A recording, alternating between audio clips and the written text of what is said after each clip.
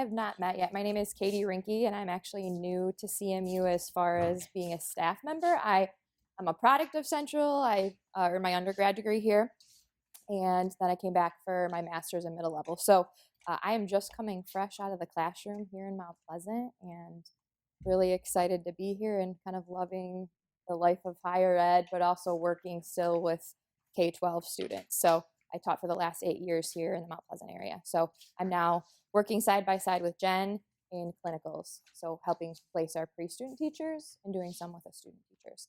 So I was fortunate and that Larry had sent me to California for this training to a warm place in November, which was great, but obviously same presentation, and it really got me pumped up to come back and help and be part of this. So I'm going to talk about the strategies, and we have a bookmark that we actually created for our cooperating teachers. Like Libby was mentioning earlier, some of these are not going to sound new at all. They just have a name, but the point of it is to be more intentional in our teaching of them. So we encourage our teachers and teacher candidates to maybe keep this in their plan book or on their desk to be intentional about using them. So I'm just going to talk briefly about each strategy, and also kind of going back, the whole concept of this is really trying to make the invisible part of being a teacher more visible for our students, and the planning and using the strategies. And so often, I had a student teaching experience. I hosted a student teacher.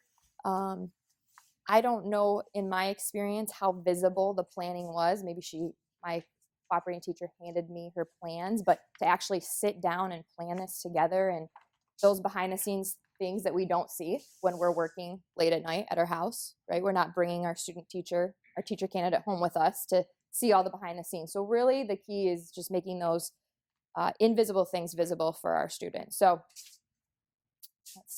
the bookmark we shared, and as Libby had said too, we are really encouraging our students, even in pre-student teaching, to be off your feet, out of your seat and on your feet. So engage, not sitting. And I think using these strategies will help them, give them a purpose and a focus. This is how I can be involved. Maybe I'm not running every lesson, the entirety of the 60 minutes of it, but I'm involved somehow. So, and going back to what Jen also said too, is I think the traditional old model was we work so hard to find these great placements, these highly effective teachers, and then we say, okay, now go leave our students to just, like Jen says, sink or float. But no, we want that teacher to feel like they can stay in the classroom and really mentor the teacher candidate.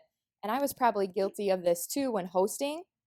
I'm in the basketball season, or I need to get my evidence ready, or I need to do this. I mean, I was guilty of it too. And now knowing this, gosh, I wish I could go back and do a better service to the student I hosted. I don't think I was awful host, but I know I could have improved after knowing some of these things, that I didn't need to sit in the corner and just let her do everything, that I could have been more engaged with her. So, but again, I'm sort of going off of how it was modeled for myself when I experienced it.